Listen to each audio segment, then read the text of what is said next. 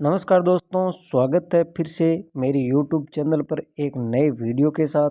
तो आज का वीडियो दोस्तों रहेगा आरपीएससी फर्स्ट ग्रेड और सेकंड ग्रेड जिनके हिंदी सब्जेक्ट है उनके लिए काफ़ी महत्वपूर्ण वीडियो रहेगा। ये वीडियो एक सिलेबस के तौर पर है, यानी आरपीएससी जहाँ से बार बार प्रश्न पूछती है वही मैंने यहाँ पर रखा है कि ये ऐसे टॉपिक्स है जहाँ से आरपीएससी 100% यानी 100% क्वेश्चन पूछती है। तो ये आपको पूरे ध्यान से सुनना है।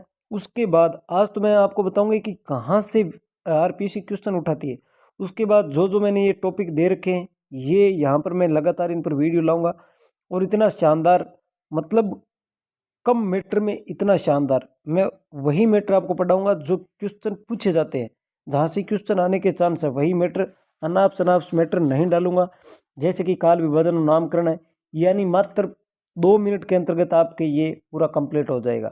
इसी प्रकार तार सप्तक 5 मिनट से ज़्यादा नहीं लगेंगे। यही अष्टछाप, ये मतलब ये मैंने 8 टॉपिक दे रखे हैं तो ये 20 मिनट का है, यानी 20 मिनट के अंतर्गत 20 मिनट के अंदर आप 8 क्वेश्चन तो एकदम रेडी कर लोगे, ये मेरी गारंटी है। तो आरपीएससी किस प्रकार क्वेश्चन पूछती है वो भी मैं बता देता हूँ। सबसे पहले जैसे मान लो टॉपिक है काल विभाजन और नामकरण, मैंने यहाँ पर टॉपिक दिया है। तो यहाँ से क्वेश्चन कैसे पूछती है आरपीएससी? आरपीएससी पूछने का पैटर्न ये रहता है, जैसे काल विभाजन आ गया, मान लो आदिकाल है, सबसे ज़्यादा यहीं से क्वेश्चन आते हैं कि आदिकाल को किस विद्वान ने क्या नाम दिया। जैसे किसी ने वीरगाथा नाम कहा, किसी ने चारण काल कहा, तो किसी ने शून्य काल कहा, किसी ने पुरानी हिंदी का काल कहा। ये एक तो आदिकाल, एक रीतिकाल। रीतिकाल को किसी ने श्रृंगार काल कहा, किसी ने अलंकृत काल का। तो ऐसे नाम से पूछे जाते हैं कि यह नाम किसने दिया, या ये पूछ लेते हैं कि किस विद्वान ने क्या कहा। ऐसे क्वेश्चन आते हैं। उसके बाद अगला टॉपिक है तार सप्तक के कवि। तो तार सप्तक के अंतर्गत यहाँ पूछे जाते हैं कि किस सप्तक में कौन सा कवि था, यानी तार सप्तक हो गया, फिर दूसरा सप्तक, फिर तीसरा सप्तक, इस प्रकार पूछे जाते हैं, जिसमें कौन कवि शामिल थे या कौन नहीं थे, इस प्रकार क्वेश्चन पूछा जाता है। उसके बाद अगला टॉपिक रहता है अष्टछाप के कवि, यानी अष्टछाप के 2 प्रकार के, एक वल्लभाचार्य के, एक विठलनाथ के। तो कौन से विठलनाथ के, कौन से वल्लभाचार्य के, ऐसा पूछ लेते हैं। या फिर ऐसा पूछते हैं कि कौन से कवि अष्टछाप के अंतर्गत आते हैं या कौन से नहीं आते, ये क्वेश्चन पूछा जाता है। उसके बाद अगला जो टॉपिक रहता है इनका पूछने का, वो भारतेंदु हरिश्चंद्र के ऊपर पूछा जाता है कि मौलिक और अनुदित इनके कौन से नाटक है। या ये पूछ लेते हैं कि कौन सा मौलिक नाटक नहीं है या फिर कौन सा अनुदित है या नहीं है, ऐसा क्वेश्चन पूछा जाता है। उसके बाद क्वेश्चन पूछा जाता है कि हिंदी का प्रथम कवि, यानी किस विद्वान ने हिंदी को प्रथम कवि माना। जैसे स्वयंभू को किस विद्वान ने प्रथम कवि माना, या ऐसा लिख देते हैं कि कवि का, विद्वान का नाम देते हैं, ये किस कवि को माना, इस प्रकार पूछा जाता है। उसके बाद ये एक नया टॉपिक चल रहा है इस बार की सर्वांग निरूपक कवि कौन सा है कौन सा नहीं है।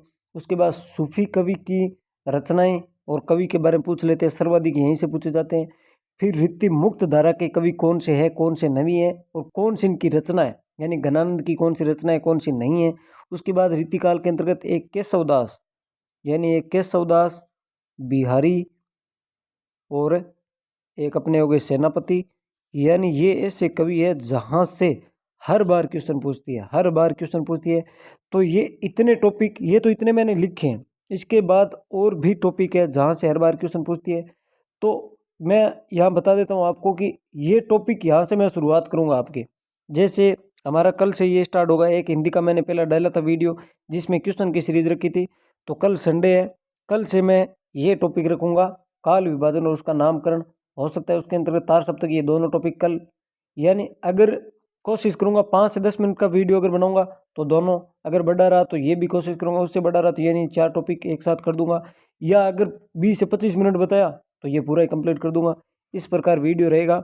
और आप इन वीडियो को अगर पूरा देखोगे, उसके बाद अगर फॉलो किया, इनको एक बार पढ़ा 2 बार पढ़ा, रिवीजन किया, उसके बाद यहाँ से क्वेश्चन गलत होने के कोई चांस ही नहीं रह जाएंगे, यानी चांस ही खत्म हो जाएंगे गलत होने के।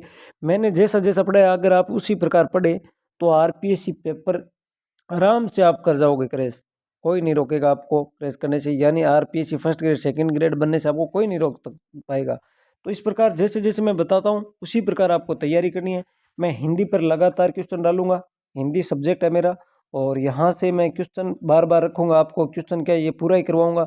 फर्स्ट ग्रेड और सेकंड ग्रेड, यानी सेकंड ग्रेड और फर्स्ट ग्रेड इन दोनों में जो सिलेबस के अंतर्गत हिंदी के है वो आपको निःशुल्क यहाँ पर उपलब्ध कराऊंगा। वीडियो एक से बढ़कर एक वीडियो, अगर आपने पूरा कंप्लीट देख लिया तो 150 क्वेश्चन में से आप 130 135 आराम से कर जाओगे, ये मेरी गारंटी है।